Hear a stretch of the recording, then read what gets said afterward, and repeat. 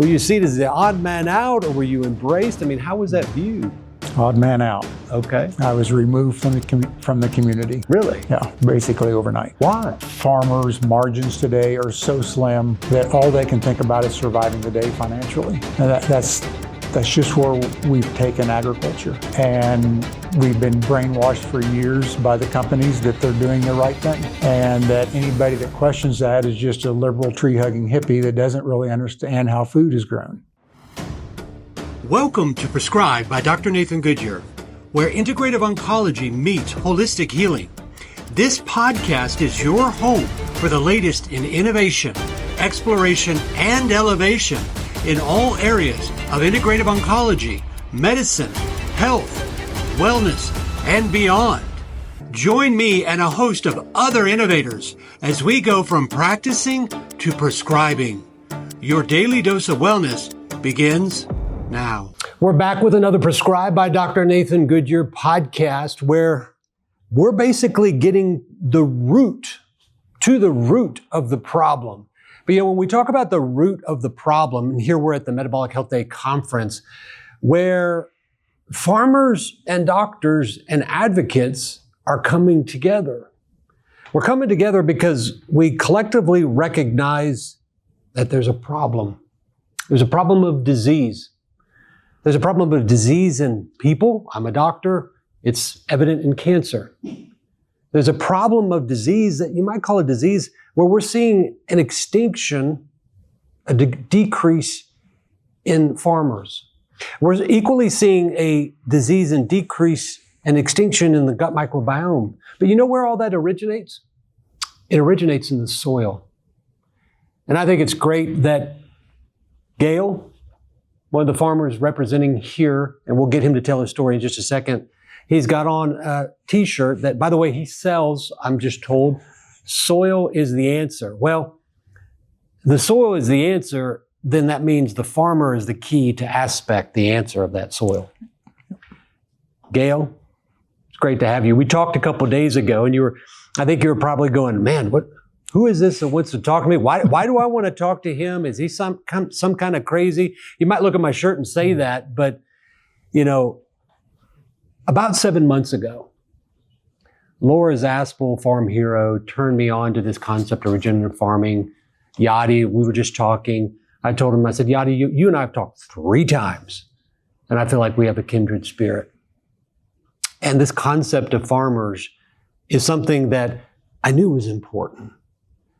My grandfather was a soil scientist, PhD at Mississippi State. I have a fond memory of him taking me out into the Delta. And he was meeting with farmers. It was soybeans and soybeans and cotton.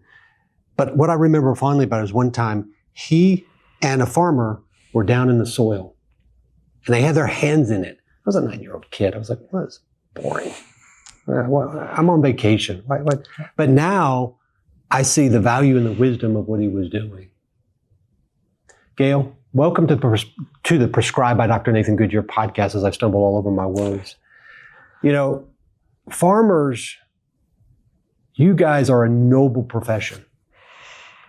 You are unsung heroes. You're doctors of the soil. It's funny that you got soil as the answer. How do you as a farmer view yourself? Curious.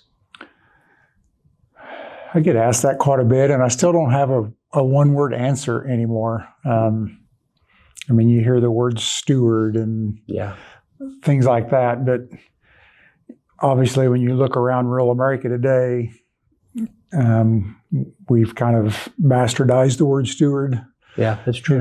We're not living up to our titles and our reputations anymore. We're stewards of the land, and in defense of the farmers, they've been incentivized not to. So it's not all their fault. But for me personally, I'm trying to get back to that. Today I consider myself a farmer, but with that, I think it's so important to be connected with the land and truly listen. It's not my job to conquer. It's not my job to manage. It's not my job to be in charge. It's just my job to work with the land. You're a real farmer. You're a full-time farmer, correct? Yes. I would gather that most of our viewers, listeners, and followers, they don't know what that is. So can we go back to some basics? What does your day look like?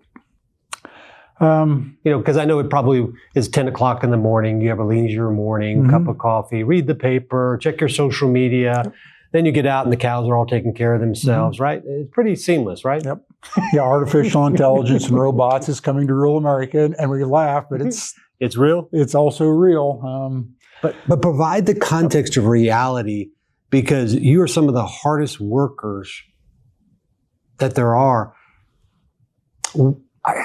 I would say you're original American, because when you think about what an original American was, the hard worker, the stewards, the lover of the land, the lover of their family, community, that seems to embody all of what a farmer is.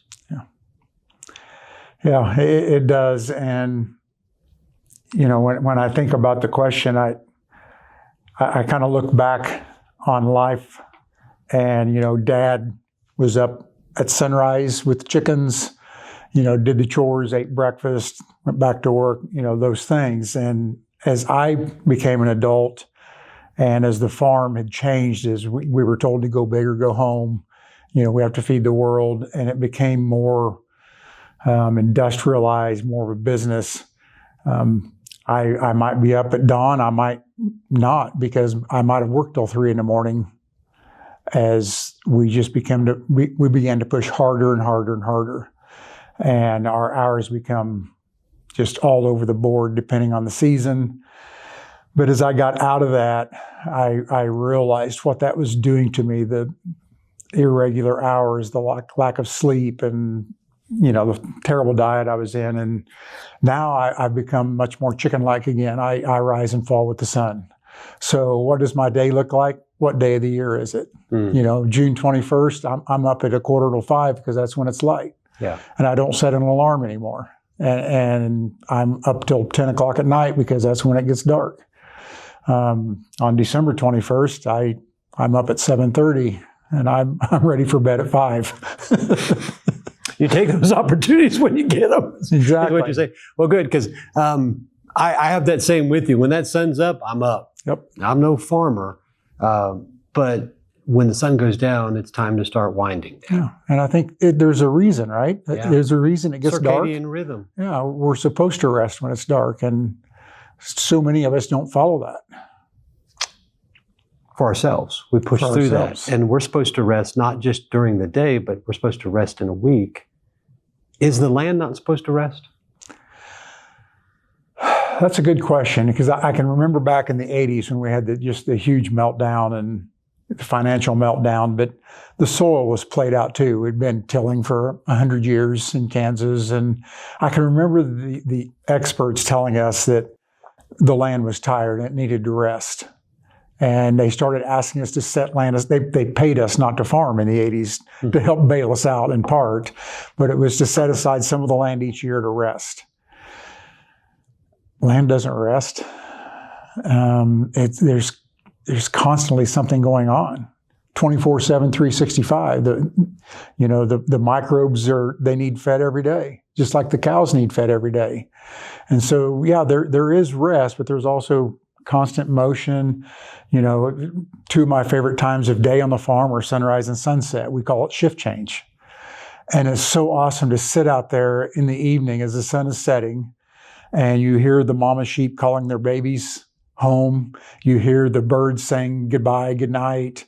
But at the same time, you hear the owls, you hear the coyotes come out. The coyotes are talking on this hill and that hill. Hey, where are we going to go hunt tonight? And it's just a magical time. So yeah, there's rest, but not. I've never thought of that as shift change, but you're exactly right. One of the things we were talking about the other evening when you were scoping me out, and I understand that, is talking about why you do this. And you said, look, you do it because your kids, your grandkids. It's the legacy. I think because you made a comment about the cows. And, you'd rather be out there with your cows. Mm-hmm. And it made me laugh. I didn't say it I think when we were standing there, it's like, yeah, because you don't have a lot of contrarians there with the cows, right? Yep. The cows just kind of are. But there's a purpose in that legacy. Yeah. You've not always been in this regenerative food movement, have you? No. There's a story behind everything. So give our listeners, our viewers, our followers on social media, give them some insight to your background, because you're in a legacy of farmers, correct? Mm-hmm. Tell us your story, your journey to this point to where then there was a moment of reflection that required a change. Yeah. And then why you made that change is because of your legacy. Yeah, I grew up on a pretty typical Kansas family farm in the 60s and 70s. We had multiple crops in the rotation. We had cows, we had pigs, we had chickens. But also some of that was just for us. I mean, we didn't grow chickens commercially. We had a flock, so we had eggs and meat. And I still remember, when the government came and told us to go big or go home, that we need to feed the world. And I was still a kid, but, looking back, I saw my neighborhood take that on with a mantle of pride. The government's asking us to do something, and we're needed, and it's time to do it. And so, like the rest of the farms, we started taking things out of the rotation and focusing on 1 or 2 crops instead of 6 or 7, and the farm increased in acreage. And then the 80s showed up, and all of the farms went broke in one facet or another. My dad got a full-time job in town. That's the only reason I'm sitting here today as a farmer, is because he was willing to sacrifice part of his career as a farmer to keep the farm alive.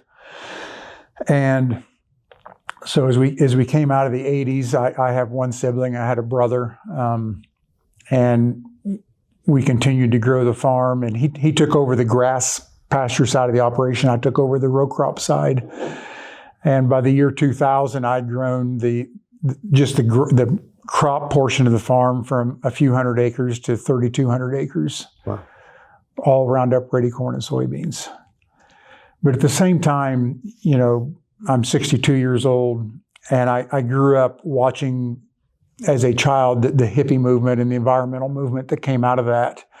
And as a farm kid, it was just baffling that we had a country that was having to argue about clean air, clean water, and I'm living in nature as a farm kid. What is there to argue about? Yeah, is there not anything but clean air? Exactly. And I remember one of the moments of my childhood was when the Cuyahoga River caught fire in Cleveland and burned. And I'm like, I live a mile from a river. There's no way my river could ever. River is water. How the hell can a river burn? You put a fire out with water. Exactly. It just didn't make sense for me. And so I think I carried a lot of that, and being a farm kid, I grew up in nature. So I loved the wildlife. I loved the water. And also, growing up, our farm wasn't certified organic. It didn't need to be really back then, but we weren't using many pesticides yet. That was just kind of starting in the 70s and exploded in the 80s. And so, by the time 2000 rolled around and I'm farming 3,200 acres of corn and soy instead of 6 crops. And we're now using herbicides multiple times a year. Obviously, Roundup is our drug of choice, and we're now using insecticides and fungicides. And the more we use, the more we had to use. And I didn't understand it all. I was 40 years old, and it was 2002 before I learned that soil was alive. How can you be a farmer for 20-some years and not know soil's supposed to be alive? How did that awareness come to be? I think in part, I didn't continue my education after high school, and that bothered me. I now realize I'm probably very heavy ADHD. School was always an issue for me. I'd get an A in one class and a D+ in the next class. And at the time, I didn't understand it. Today, I've kind of got it figured out. So continuing school, I just wanted to farm.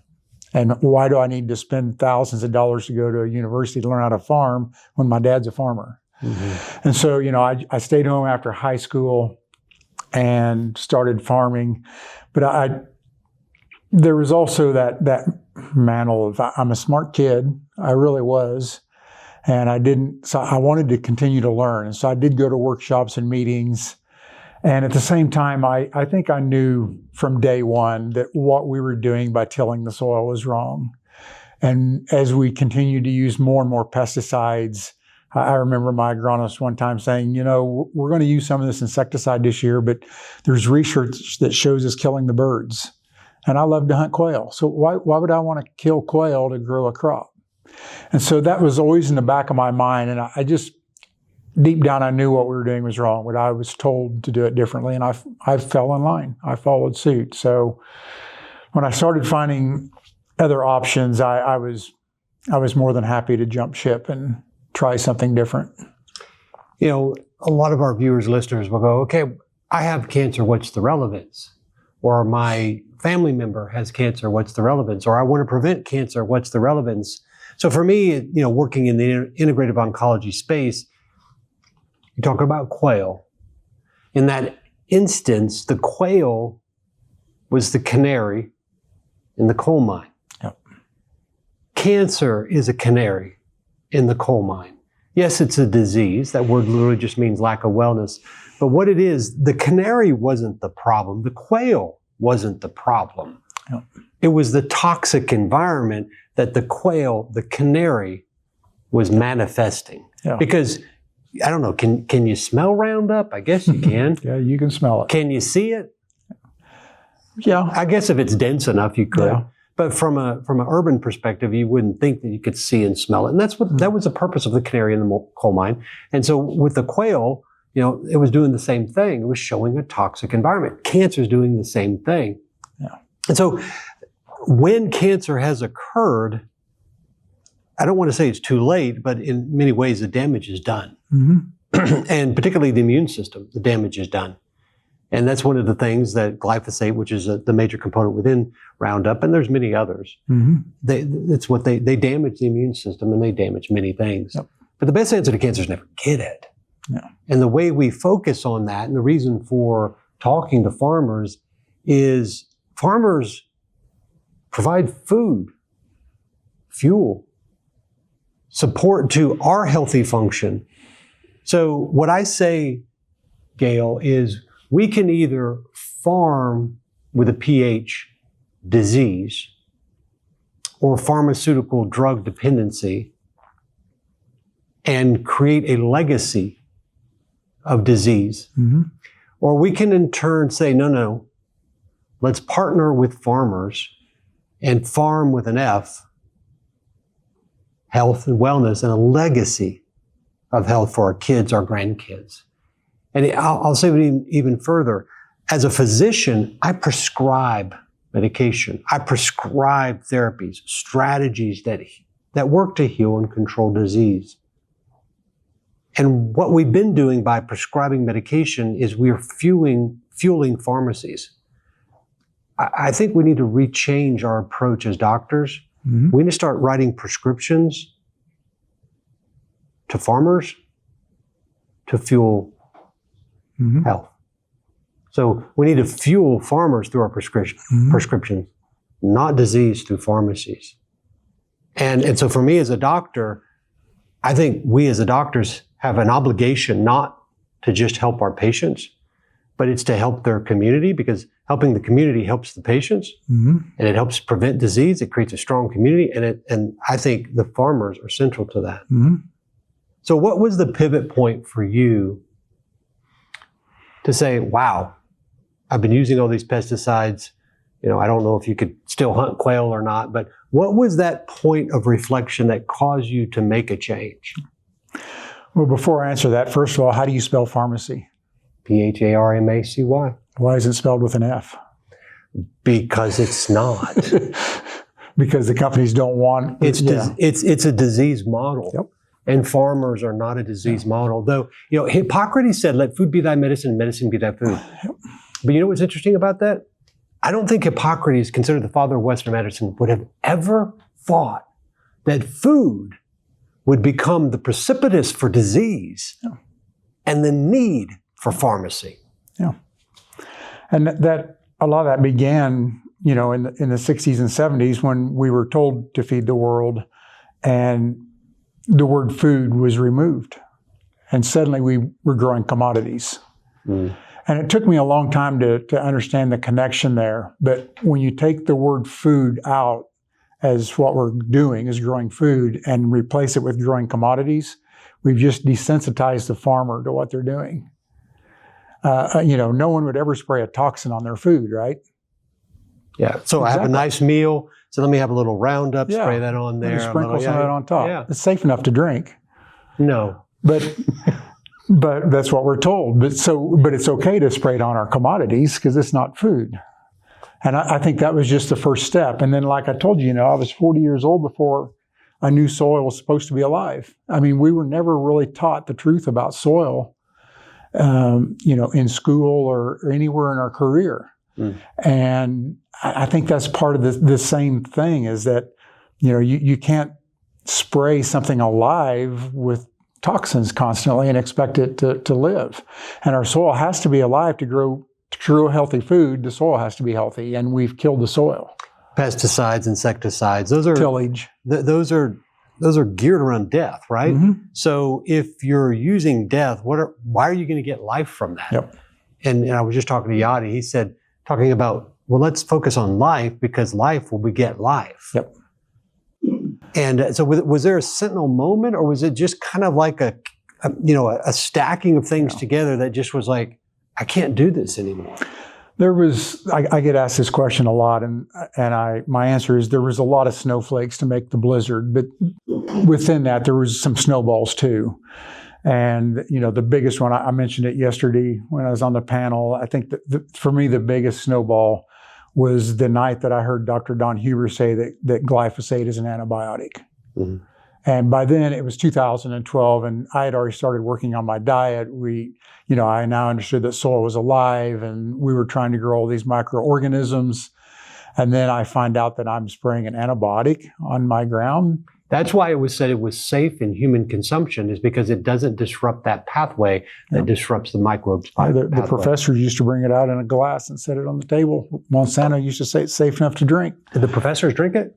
Of course not. Of course not. And so, once I learned, that soil is supposed to be alive, and then I realized, that we're using an antibiotic and spraying it on the ground and still asking the ground to be alive. But I also knew enough about human health by that time that knew that this was soil. And so if the gut microbiome. The gut microbiome. So if I'm spraying an antibiotic on my soil once or twice a year, and I knew by then that they were finding it in water, they're finding it in the grain, so I'm consuming it, besides just breathing it in when I'm farming. Because I knew as a consumer I was also taking it in, ingesting it in my food, and I knew instantly why I wasn't healthy anymore. There's a term called antagonistic pleiotropy. It basically means something that done in original context has benefit. But then with time and changing of context and environment, it becomes detrimental. And I think the move to provide food to the globe, and I don't think glyphosate and Roundup, I may be wrong, I don't think there was negative intention out of the gate. I think it was to feed the masses, but what it was doing was disconnecting the farmer from the land from the soil, and honestly, the community from the farmer and the means to the soil. And I think when they originally did this, they said it was safe because it was only disrupting the pathways in the bacteria. Yeah. And so it disrupted the soil. But what they failed to recognize at that moment was, as you said, connected. You're a farmer. You made that connection on your own. It disrupted the gut microbiome in our guts. Yeah. And that in turn has precipitated disease. It's leading to extinction of whole groups of bacteria that are disrupting the immune system and leading to disease. That's why I say you're doctors, because we cannot heal the gut microbiome, Gail, if we don't work with you to heal the soil. And I think the soil is the answer. As I told you, I did a podcast series called it Soil to Soul. We have a corrupted soul. You might say gut microbiome. It's because of the soil. So what have you done to change this? Because that is did farmers go, wow, that's a great idea, Gail? Man, how do I do that? Were you seen as the odd man out, or were you embraced? I mean, how was that viewed? Odd man out. Okay. I was removed from the community. Really? Yeah, basically overnight. Why? That's a good question. I think, for one thing, farmers' margins today are so slim that all they can think about is surviving the day financially. And that's just where we've taken agriculture. And we've been brainwashed for years by the companies that they're doing the right thing. And that anybody that questions that is just a liberal tree-hugging hippie that doesn't really understand how food is grown. And that we're told that story over and over, but not just by the chemical companies, but by our education system, the land-grant universities, who are now just puppets for big ag and big pharma, and by the farm lobby groups like Farm Bureau and others that pretend to be lobbying for farmers, but they aren't. They're lobbying for big ag, and by government agencies that hand out awards to farmers and call them stewards, whether they deserve it or not. So it's an ugly, and I would also argue that I think someday we're going to know that the companies knew all along how dangerous this was. This was about money. So you showed great courage. Let me touch on that statement real quick there, Gail, because back in the early 2000s, there was an issue related to, you wouldn't know this probably, but vaginal mesh, women that have prolapse. And so we would go in as surgeons and we would support the prolapse, the urinary incontinence and other things with these synthetic materials to help support it, to kind of create an infrastructure for the body to grow in and support. It ended up getting pulled from the market, the entirety of it, multiple different companies, because it created a lot of immune dysfunction, a lot of damage. And the immune system was never the same, which interesting has a parallel with what these have. But in the big lawsuits that came going after some of those big name companies, it came out through discovery. To touch on your point, they knew they had a bad product when they brought it to market. They had a product B and product C behind it because they knew they had a bad product. And yet they brought it anyway. Yep. So that you're proposing a theory, but I would tell you that theory has been proven elsewhere. Yeah. In a very similar industry, because those same companies probably own a lot of the companies that were providing you with the means to spray. Yep. And I also want to point out, it's not just glyphosate. It's all ag chemicals, atrazine, there's plenty of data out there, what a monster that is. And so I hesitate that we've made Roundup the poster child for this. That doesn't give us permission to use the rest at will. And I think even today, as you look at, there's so many wonderful farmers out there that are doing fantastic things and increasing life on their farms. And we're now learning how to remediate a lot of this damage. And there's a lot of farms that are now proving that we can spray glyphosate or a chemical on the land, and the biology is good enough that we can soak that up and fix it. So we can heal the land. We can. But I also worry that gives us permission to continue to do this. And what happens, from the warehouse to the sprayer, from the sprayer to the land, how much damage is done there? Not counting the fact that, maybe we can remediate it after the fact, but how much damage are we doing just in that process to the human, to the wildlife, to the soil, and things like that. So I really worry about some of these wonderful things that are going on, but at the same time, it's giving us permission to continue to kill. And when you look at food production today, and it's the same goes for organic, we're growing almost all of our food today with a kill mentality. And yes, organics aren't using these pesticides like the rest of the farmers are, but they're tilling the crap out of the soil every day, which is killing the earthworms and the microbes and all of that life that gets the nutrition into the plant. And do we really want to grow our food with, when a farmer wakes up every morning thinking, what do I need to kill today to keep my crop alive? Is that a way to grow our food? It's a life cycle. It's a life cycle. It's not. But see, I think I'll give a talk later today. In 1800, 94% of the population of the United States was rural. In 1900, 60% was rural. Of course, the rest was urban, city. Now, 84% is urban. So I think there's been a complete disconnect. That's why I said, what does a farmer do? I would tell you, most have no concept other than what they watch on TV or in a movie, which in many cases is not real.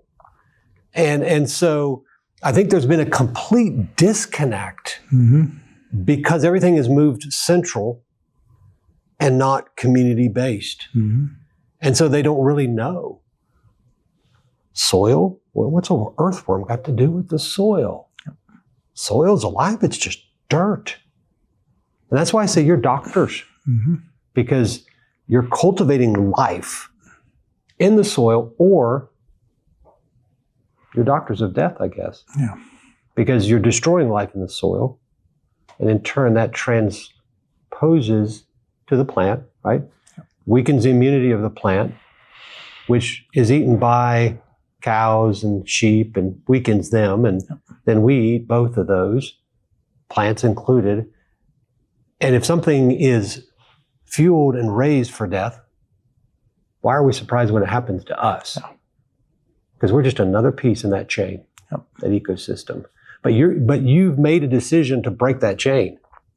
So after you broke that chain and your community celebrated you, what happened? I'm being facetious, obviously. He said that he was ostracized. What happened? I mean, how did you just keep going? I mean, obviously, I think your wife's in here, and you had people around you supporting you. Some you described it, some not so. But I mean, how did you keep going on? It was tough because these are people that I love and care about, friends, family. So it's just, it's hard to put into words how that felt. And that night that I listened to the interview with Dr. Huber and found out that Roundup was an antibiotic, so there was that whole thing. I knew instantly what I was doing to the land, to my own health, to my customers, to my family, from a health perspective. But I also, I had to realize in that moment that my entire team was either lying to me or didn't know the truth either. And so I also lost my entire team overnight. Your entire team that you worked with the farm. Yeah. Agronomists, seed dealers, banker, all of that. Oh. And so, there wasn't anybody left to talk to. And if there was, they were a phone call and hundreds of miles away once you got past Lynette. So it's just really, really difficult. Because the awesome thing about farming, or the way I grew up farming, was about the community. Because when I grew up, if a farmer got sick, the neighbors went and harvested their crops for them. If anything happened, the community rallied around that farmer. But by the time this happened to me, and margins were so slim, and we were 30 years into being told to go big or go home. Well, to go big, you have to have more land. And so we were pitted against each other, and we used anything that we could, any piece of information we could, to take ground away from our neighbors, to rent ground that the neighbors were renting. So you corrupted the community. They corrupted the community. As it corrupted the soil. As they corrupted the soil. I had landowners tell me that neighboring farmers would call them and tell them what I was doing. They would send them pictures. And it wasn't just me. This goes on all the time. Today. So let's fast forward to today, because I want to focus on solutions. That's what I'm interested in. I want to focus on how I, as a doctor, and how other doctors and how patients can partner with farmers to actually fuel health and wellness, and not pharmacy and disease. So where are you today, and what is the process of that transition, and what does it look like for you today on the farm? So as this was all coming together or coming apart, whichever way you want to look at it, the government came calling in 2012. I lost my crop insurance because of the changes I'd made. I decided to take them on, and it just turned into a 20-month battle, during which I lost my operating line of credit, and I eventually lost the farm in 2018, 2019. Now, before there was a lot of tears shed, Lynette and I were already discussing by 2013 that we were way too big. We need smaller farms. I was no longer interested in that model. And so really it was a blessing in disguise, because I don't know if I ever would have had the courage to downsize the way we knew we needed to without that nice little push from the government. And so today, we left, the family farm in 2019, and we purchased 160 acres and we started over. And so today what the farm looks like, instead of 3,200 acres of 2 crops, today we have 160 acres, and we are, instead of grain finishing beef, we're now grass finishing beef. We've also brought sheep onto the farm, pigs, chickens. We have some ducks, turkeys, a lot of diversity. And we now direct market all of our products to consumers, which was an interesting, we could probably do a whole podcast on that, because I realized almost instantly that I'd spent my whole life growing a product, whether I was doing it in a kill mentality or even once we had made the changes and started growing it with all this life. But at the end of the day, my customer was the same. It was the elevator or the broker. And I took my product to them, and I basically bent over the table and says, well, just give me what you got. And I took the check to the bank and hoped it was enough. And now all of a sudden I'm selling, high end, and by high end, I mean high nutrient dense, a very high quality product to a customer. And they said, well, how much is it? And I'm now selling retail. Yeah. And I don't know how. Yeah. And I totally believed in my product, but I could not look my customer in the eye when I gave them the price. I looked at the ground because I was embarrassed. Well, because you have been disconnected to really market. Yeah.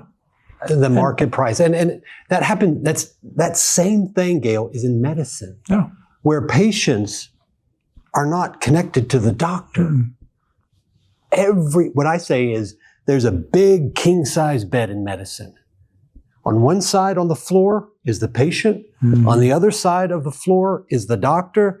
And in the bed is pharmaceutical company, government, regulatory bodies, and they pushed them out and control the market.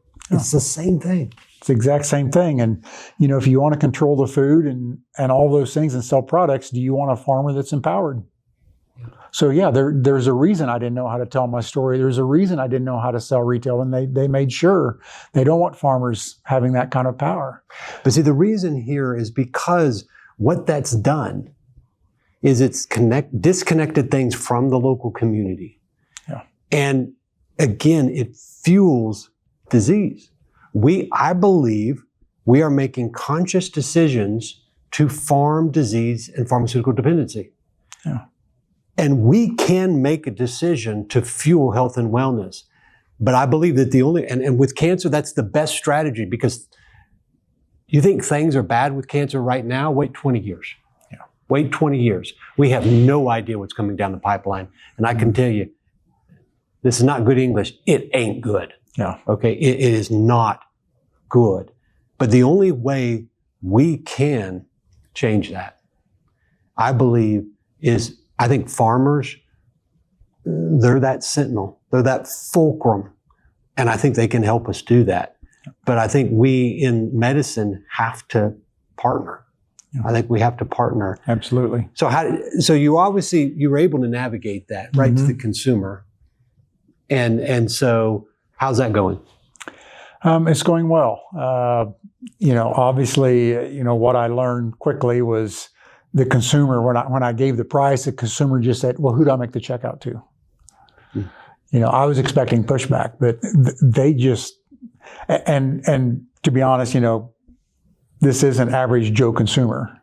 these are consumers like you and I that have gone out of the way and with great expense to their lifestyle choose to spend more on food than they do on a second car or something like that. So let's talk about people that may say, well, I have a very tight budget. Mm-hmm.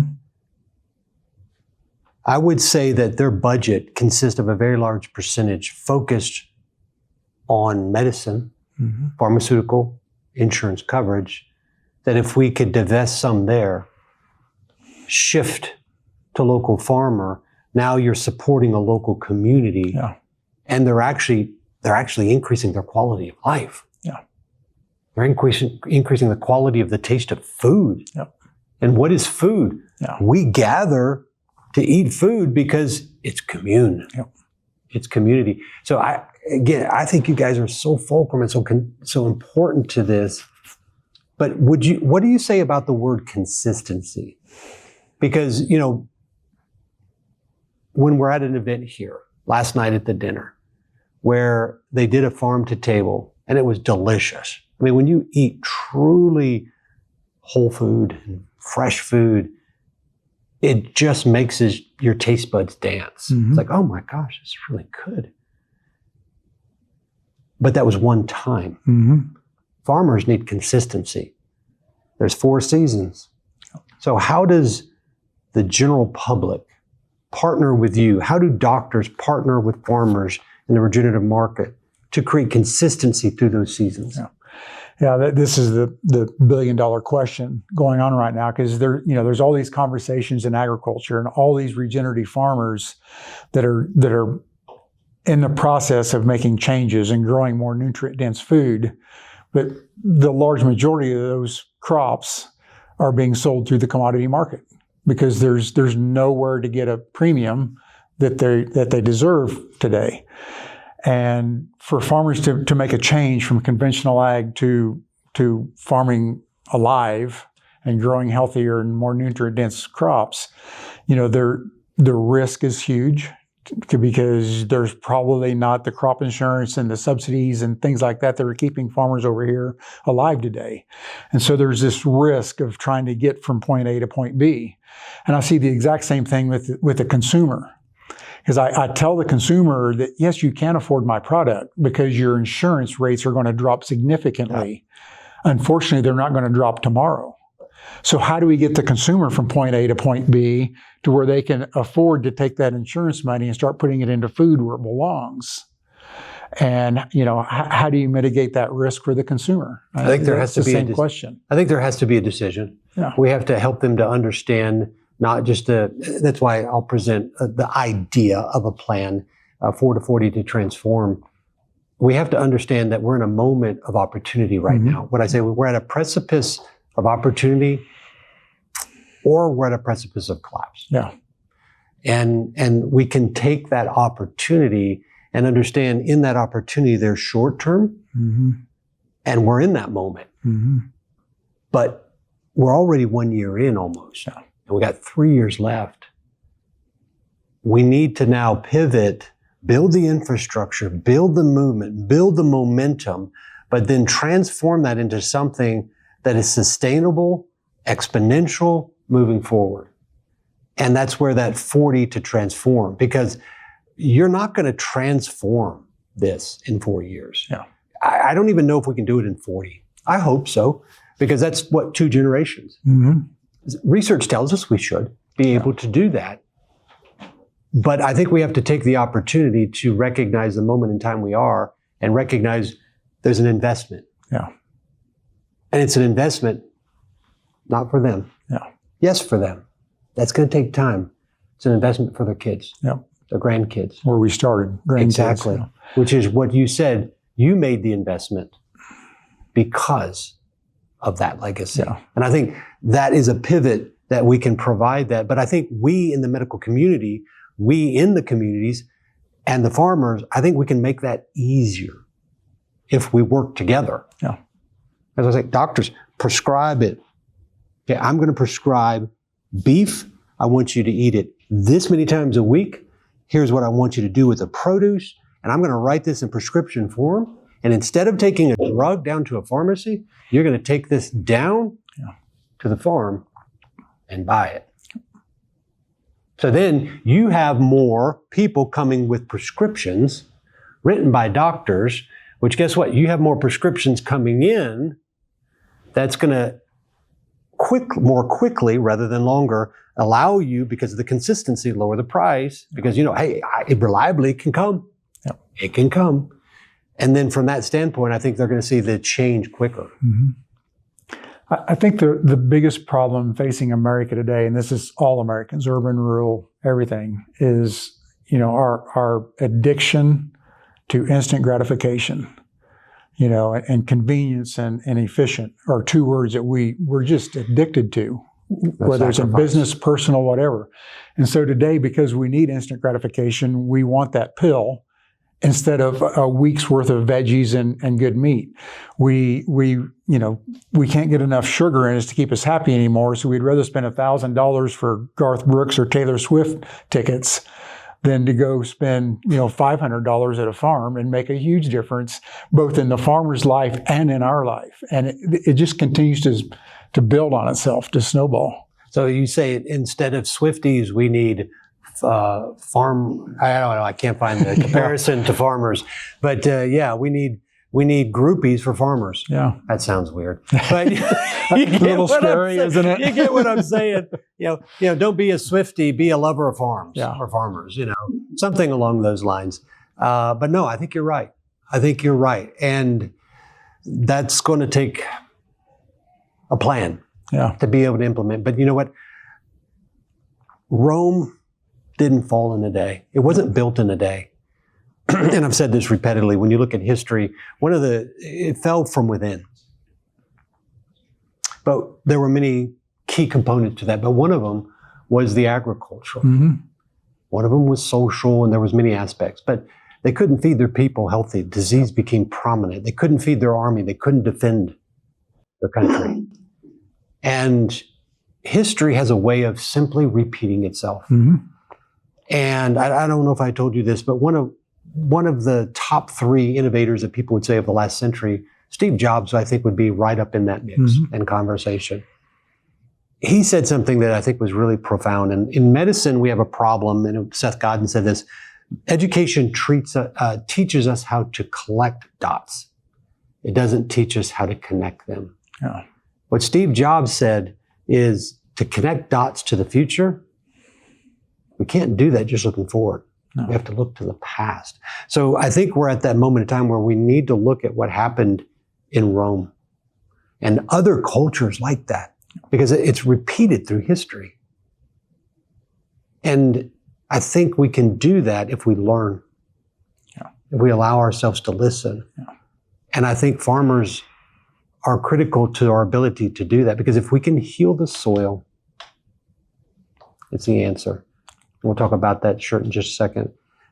We can heal the soil. We can heal the land, which it's being shown that it can do, and you've said that. Then it stands to reason we can heal the gut microbiome. We can heal the body, prevent disease, help heal families, help heal communities. Maybe it goes even bigger. Maybe being a regenerative farmer is not going to just regenerate the soil, regenerate the land. Maybe it's going to regenerate the community. And maybe it's going to be a part of a regeneration of states and countries. Mm-hmm. So maybe it goes much, much bigger and much, much deeper.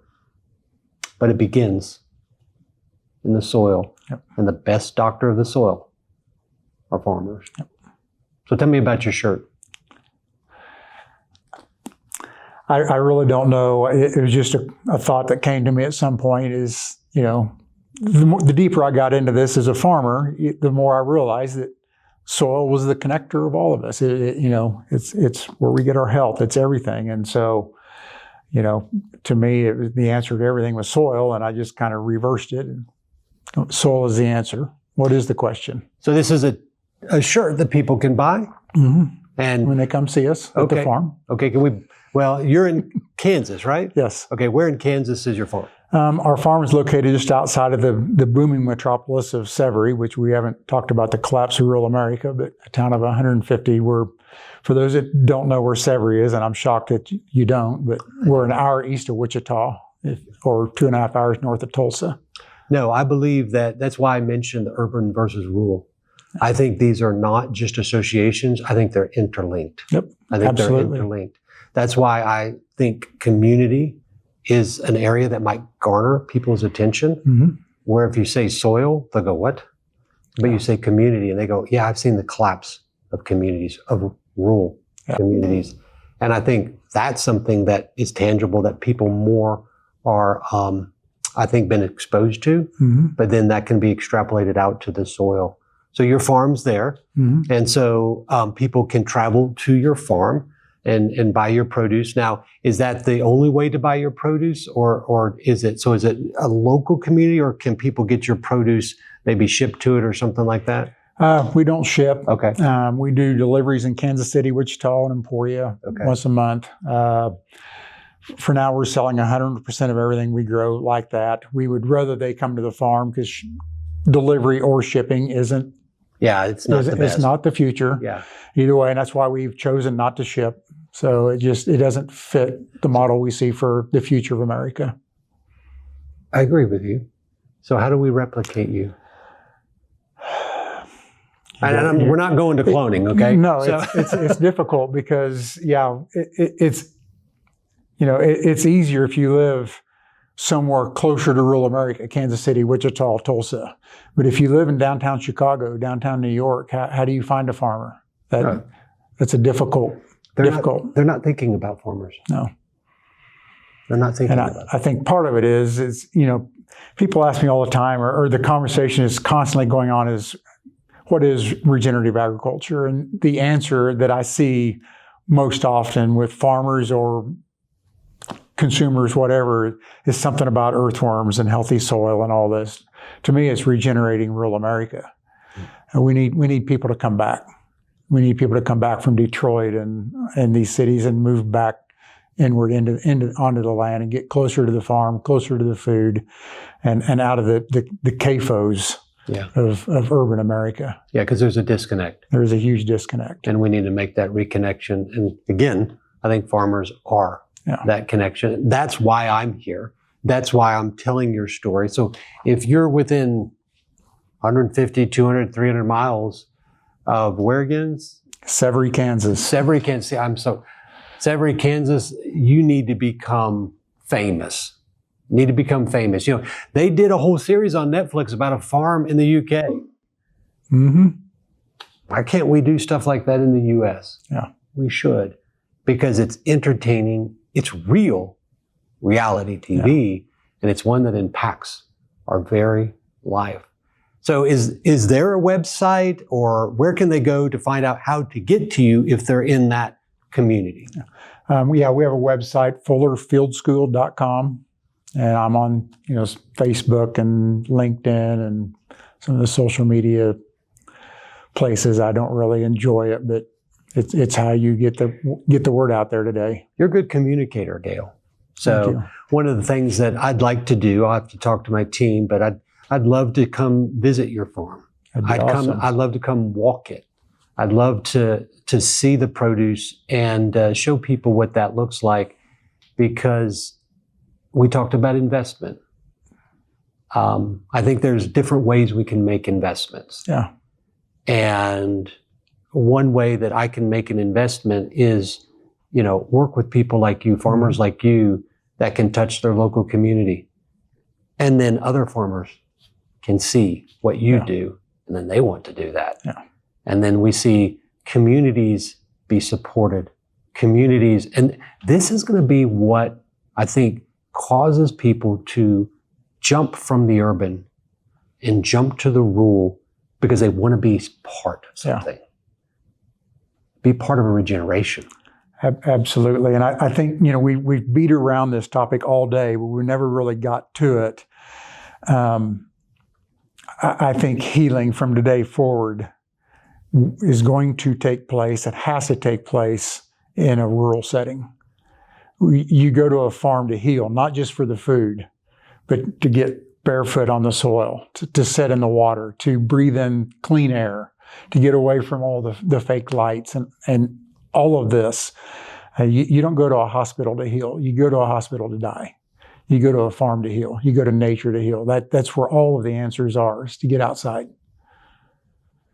You know, the hardest thing to do in a podcast is to close it. And I've had podcasters on here, but you did it well. You did it well. So you have a calling in that space, in social media. You have the ability to communicate. So if you want to heal, find a local farm and go there and support them, their family, their legacy. Because you know what that's going to do? It's going to help heal you. It's going to help heal your community. It's going to help heal your legacy. It's all about the farmers. Gail, thank you for joining us on this podcast. Thank you. It's been a pleasure. I'm going to be sad for this weekend to end because I feel like found my roots. And I'm a doctor of people, but that begins with a doctor in the soil. Yeah. So it's been another Prescribed by Dr. Nathan Goodyear podcast, and I'll see you on the next podcast. Thanks for joining us on this episode of the Prescribe Podcast. All references supporting this episode can be found on the prescribe.com website. That's pre-scribe.com. To get your next dose of medical innovation, make sure you subscribe to Prescribe. We'll see you for your next refill.